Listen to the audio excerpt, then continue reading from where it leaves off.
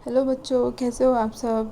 तो last class में हमने acid basis and natural indicators के बारे में पढ़ा था कि एसिड्स सॉल्यूशन कलर अपना कैसे शो करते हैं और बेसिस सॉल्यूशन कैसे करते हैं।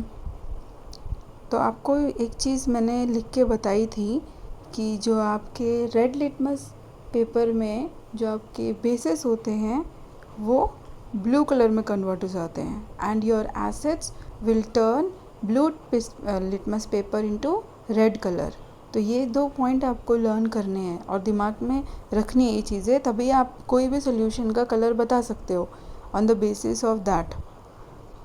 सो आपको ये भी चीज़ बताई थी कि why your stain will turn into red colour. जो आपको मैंने क्वेश्चन पूछा था कि आपका टर्मरिक सोल्यूशन है, अगर आपने कोई खाना खाया और उसका स्टेन आपकी वाइट शर्ट में लग गया तो वो रेड कलर में क्यों कन्वर्ट हो जाता है जब उस पर हम सोप सोल्यूशन लगाते हैं। तो इसका क्या है रीज़न कि ये देखो, आपको ये इसमें लिखा हुआ है, now I understand why a turmeric stain on my white T shirt is turn into red when it is washed with soap because your soap solution is basic. तो ये आपने सारी एक्टिविटी कर ली थी, ये एक्टिविटीज़ आपको मैंने समझा दिए थे। आपको कोई भी डाउट हो इसमें तो आप पूछ सकते हो कमेंट सेक्शन में कि कौन सा कलर किस में चेंज होगा। आपको मैंने एसिड रेन के बारे में बता दिया था कि एसिड रेन से हमारा जो ताजमहल का कलर है वो डल होता जा रहा है, उसकी शाइन जाती जा रही है। अब आज हम पढ़ेंगे न्यूट्रलाइजेशन प्रोसेस के बारे में। और एक यहाँ पे ये आपको क्वेश्चन दिया हुआ है टेबल में कि जो आपके लेबोरेटरी एसिड्स और बेसिस होते हैं उनको बहुत ही केयरफुली हैंडल करना होता है क्योंकि वो कोरेसिव नेचर के होते हैं और वो आपकी स्किन को हार्म कर सकते हैं, वो बहुत ही इरिटेटिंग नेचर के होते हैं। Great care should be taken while handling laboratory acids and bases because these are corrosive in nature, irritating and harmful to skin। तो ये आपको पॉइंट पता होने चाहिए। Demonstrate the effect of the 3 indicators on each of these solution, record your observation। तो ये आपको last class में करा दिया था मैंने। Now let's come to the topic neutralization। We have learned that acids turn blue litmus paper red and basis turns red litmus to blue। This you have to kept in your mind कि कौन सा colour किस में change करता है। Now let us see what happens when an acid is mixed with base। अब जब acid को आप बेस में मिक्स करोगे तो क्या होगा ये हम देखेंगे। एसिड में आप क्या मिक्स कर रहे हो, base. We are going to use an indicator you have not used so far and it is called phenolphthalein। तो इस बार हम कौन सा इंडिकेटर यूज़ करेंगे, फिनॉप्थलीन। जैसे लास्ट टाइम आपका चाइना रोज़ टर्मरिक सॉल्यूशन ये यूज़ किए थे नेचुरल इंडिकेटर्स, बट इस बार हम फिनॉप्थलीन यूज़ करेंगे। तो इसकी एक आपको एक्टिविटी दिखाई है जो कि क्लास में टीचर को करके दिखानी होती है। तो इसने क्या किया, सबसे पहले fill 1/4 of a test tube with dilute hydrochloric acid. तो ये आपकी टेस्ट ट्यूब में हाइड्रोक्लोरिक एसिड 1/4 डाल लिया, ये आपको यहाँ पे दिख रहा है कि सबसे पहले एसिड डाली। Then note down its colour, सबसे पहले आपने इसका कलर नोट कर लिया। Note down the colour of the phenolphthalein solution also. तो फिनॉप्थलीन सॉल्यूशन जो आपका इनिशियली जैसा उसका कलर था वो आपने नोट डाउन कर लिया। Then add 2-3 drops of indicator to the acid. अब इस एसिड में 2-3 ड्रॉप्स किसकी डाल दी, आपके इंडिकेटर की। Now shake the test tube gently. फिर उसके बाद आपकी टेस्ट ट्यूब को आपको जेंटली शेक करना है। Do you observe any change in the colour of the acid, yes आप चेंज देखोगे उसमें। Add to the acidic solution a drop of sodium hydroxide solution by a dropper. अब क्या डाला उस एसिडिक सोल्यूशन में, सोडियम हाइड्रोक्साइड, ये आपका बेस जिसको कि आप बोलते हैं NaOH होता है आपका sodium hydroxide, that is your base. तो ये चीज़ें डालें इसमें। उसके बाद स्टिर द ट्यूब जेंटली। उसके बाद आपको टेस्ट ट्यूब को जेंटली स्टिर करते रहना है। ये आपको दिखा रहे हैं, इसमें शेक कर रहे हैं, ऐसे ही स्टिर कर रहे हैं। Is there any change in the colour of the solution, continue adding the sodium hydroxide solution drop by drop while stirring till the pink color just appears. So जैसे ही पिंक कलर आना start कर देगा आपको तब तक sodium hydroxide इसमें add करते हुए जाना है. ये सोडियम हाइड्रोक्साइड आपका बेस है जो कि इसमें हम ऐड कर रहे हैं और ये आपको यहाँ दिख गया pink colour. Now add 1 more drop of dilute hydrochloric acid. फिर एक ड्रॉप इसमें हाइड्रोक्लोरिक एसिड डाल दिया. तो अब आप क्या देखोगे, the solution again becomes colourless. तो ये फिर से कलरलेस हो जाएगा जैसे पहले था. ये आपको देखो यहाँ पे पहले कलरलेस दिख रहा है और ये बाद में यहाँ पिंक कलर हो गया है. The solution again becomes colourless. Again add 1 drop of sodium hydroxide solution. तो फिर सोल्यूशन क्या हो जाएगा, फिर से पिंक कलर का हो जाएगा. तो आप क्या देख रहे हो कि जब हम इसमें बेस डाल रहे हैं तो वो पिंक में कलर चेंज हो रहा है और जब हम उसमें एसिड डाल रहे हैं तो वो कलरलेस हो रहा है. It is evident that when the solution is basic phenolphthalein gives a pink colour. जिससे आपको क्या पता चल रहा है कि फिनोप्थिलीन जो इंडिकेटर हम यूज़ कर रहे हैं वो जब सोल्यूशन आपका बेसिक होता है तो वो पिंक कलर शो करता है and when the solution is acidic it remains colourless. तो ये कंक्लूजन आपका निकल के आता है कि आप जब अपना फिनोप्थिलीन इंडिकेटर यूज़ करते हो तो वो कौन सा कलर चेंज करेगा, जिससे आपको पता चल जाए कि वेदर सोल्यूशन इज़ एसिडिक और बेसिक. तो एसिडिक होगा तो वो कौन सा कलर शो करेगा,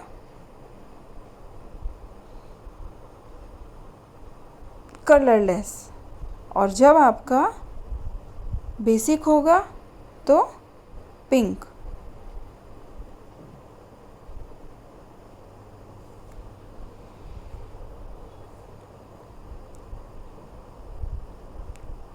तो ये आपका प्रोसेस ऑफ न्यूट्रलाइजेशन आपको शो किया हुआ है.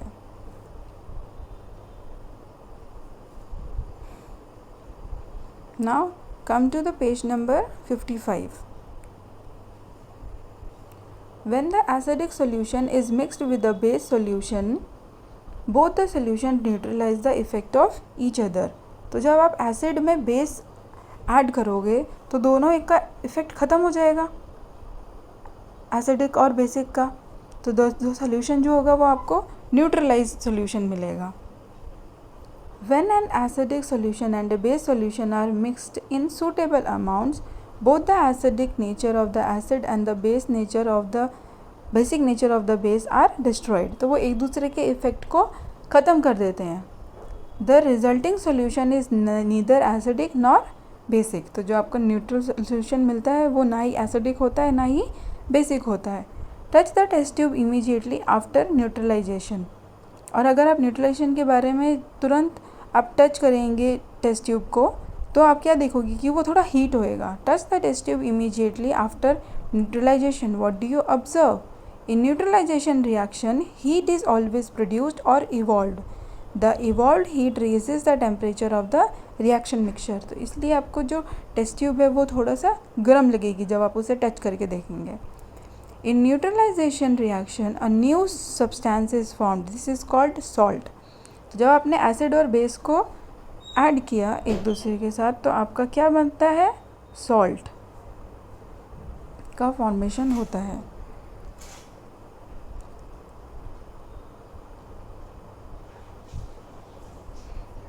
और आपका जो ये सॉल्ट है वो एसिडिक भी हो सकता है, बेसिक भी हो सकता है और न्यूट्रल भी हो सकता है. Thus neutralization can be defined as follows. तो ये आप न्यूट्रलाइजेशन की डेफिनेशन लिख सकते हैं. The reaction between an acid and a base is known as neutralization. Salt and water are produced in this process with the evaluation of heat.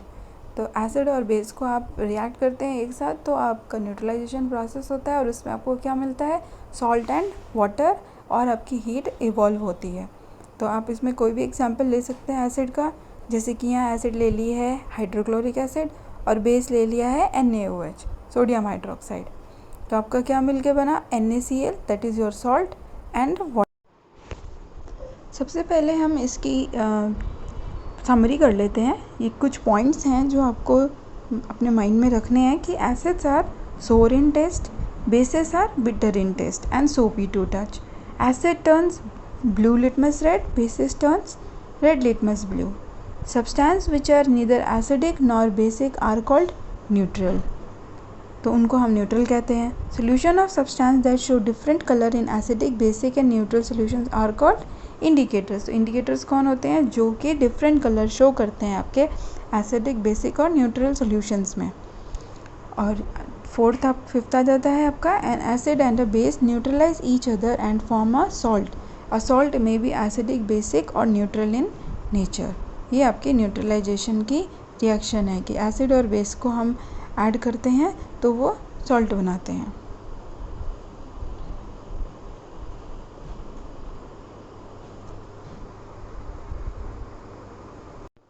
अब हम आ जाते हैं न्यूट्रलाइजेशन इन एवरीडे लाइफ। तो आप डेली लाइफ में भी देखेंगे neutralisation के प्रोसेस को, जैसे कि इंडाइजेशन में आपने बायो के चैप्टर में पढ़ा ही था कि हमारे स्टमक में हाइड्रोक्लोरिक एसिड होती है जो हमारे फूड को डाइजेस्ट करने में हेल्प करती है। बट अगर वही हाइड्रोक्लोरिक एसिड बहुत ज़्यादा हो जाएगी, एसिडिक हो जाएगा हमारा फिर स्टमक, तो उसमें हमें बेस चाहिए होगा उसे न्यूट्रल करने के लिए। Our stomach contains hydrochloric acid. तो हमारे स्टमक में क्या होती है? हाइड्रोक्लोरिक एसिड होती है। It helps us to digest food as you have learned in chapter 2। Chapter 2 में आपने पढ़ा है ये। But too much of acid in the stomach causes indigestion. बहुत ज़्यादा एसिड होगी तो इंडाइजेशन हो जाएगा, जिसको बोलते हैं एसिडिटी हो रहा है स्टमक में। Sometimes indigestion is painful. To relieve indigestion, we take an antacid such as milk of magnesia, which contains magnesium hydroxide. तो हम ज़्यादा जब एसिडिक हो जाता है स्टमक में तो हम क्या लेते हैं? बेसिक सॉल्यूशन लेते हैं, जैसे कि आपका मिल्क ऑफ मैग्नीशिया है, जिसको कि हम मैग्नीशियम हाइड्रोक्साइड बोलते हैं। It will neutralize the effect of excessive acid. तो जो आपका एसिड का इफेक्ट है वो उसको कम कर देगा। इसका फॉर्मूला क्या है? MgOH, magnesium hydroxide. Now second है आपका एंट बाइट। अगर आपको कभी चींटी काट लेती है तो क्या होता है? When an ant bytes it injects the acidic formic acid into the skin. तो वो क्या, कौन सी एसिड वहाँ पे रिलीज़ कर रही है? फॉर्मिक एसिड रिलीज़ कर रही है। तभी आपको इरिटेशन होता है जब कोई चींटी आपको काटती है। The effect of the acid can be neutralised bye rubbing moist baking soda. तो अगर आप उस पर मॉइस्ट बेकिंग सोडा या फिर कैलामाइन सोल्यूशन रब कर देते हैं तो उसका इफ़ेक्ट कम हो जाएगा, क्योंकि ये आपके बेसिस हैं और जो उसने रिलीज़ किया था वो क्या था? एसिड था। तो एसिड में आप बेस ऐड कर देंगे। कौन कौन से? Baking soda and your calamine solution, जो जिसके अंदर जिंक कार्बोनेट प्रेजेंट होता है, जो कि एक बेस है। फिर थर्ड आता है आपका सॉइल ट्रीटमेंट। अब जैसे हम बहुत सारे केमिकल फर्टिलाइज़र्स यूज़ करते हैं, इससे भी हमारी जो ये है सॉइल है वो एसिडिक हो जाती है, तो इसलिए उसमें भी फिर हमें बेस डालने पड़ते हैं। Excessive use of chemical fertilizers makes the soil acidic. Plants do not grow well when the soil is either too acidic or too basic. तो आपके वहाँ पे जो प्लांट्स है वो ग्रो नहीं कर पाएंगे अगर बहुत ज़्यादा एसिडिक या बेसिक सोल्यूशन है, और आपकी जो सॉइल है वो बहुत ज़्यादा एसिडिक या बेसिक हो गई है। When the soil is too acidic, it is treated with the base like quicklime, calcium hydroxide जिसको बोलते हैं, या स्लेट लाइम जो कि है आपका कैल्शियम हाइड्रोक्साइड। तो जब आपका सॉइल ज़्यादा एसिडिक है तो हम उसमें बेस मिला रहे हैं, और जब ज़्यादा बेसिक हो जाता है तो हम organic compost is added to it. Organic matter releases acids which neutralize the basic nature of the soil. तो अगर आपका सॉइल बेसिक हो गया है तब आप उसमें क्या डाल देंगे? ऑर्गेनिक मैटर डाल देंगे, जो कि कंपोस्ट होता है, जिसके अंदर आपका एसिडिक नेचर होता है। तो ये आपको 2 पॉइंट्स लर्न करने हैं कि जब भी ज़्यादा एसिड हो गया तो आप उसमें बेस डाल दो, और बेस ज़्यादा हो गया, बेसिक ज़्यादा हो गया सॉइल, तो उसमें एसिड डाल दो। एसिडिक ज़्यादा है तो उसमें बेस डाल दिया, और अगर बेसिक ज़्यादा है तो उसमें एसिड डाल दिया। अब आते हैं फैक्ट्री वेस्ट। आपके जो फैक्ट्रीज से बहुत सारा वेस्ट निकलता है वो भी बहुत एसिडिक होता है। The waste of many factories contain acids. If they are allowed to flow into water bodies, the acids will kill fish and other organisms.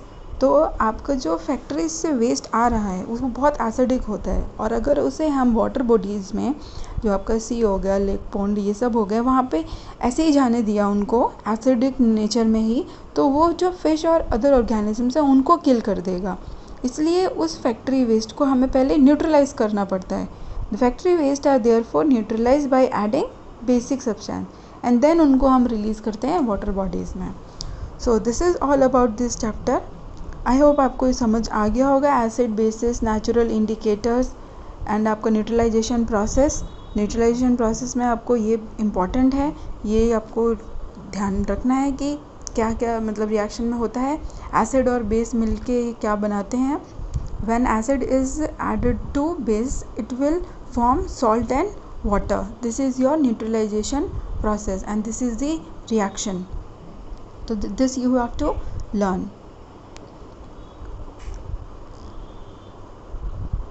I hope आपको ये सब चीज़ें क्लियर हो गई होंगी। अगर आपको कोई भी डाउट होता है you can ask in comment section, और वीडियो अच्छी लगे तो please share and subscribe. Thank you.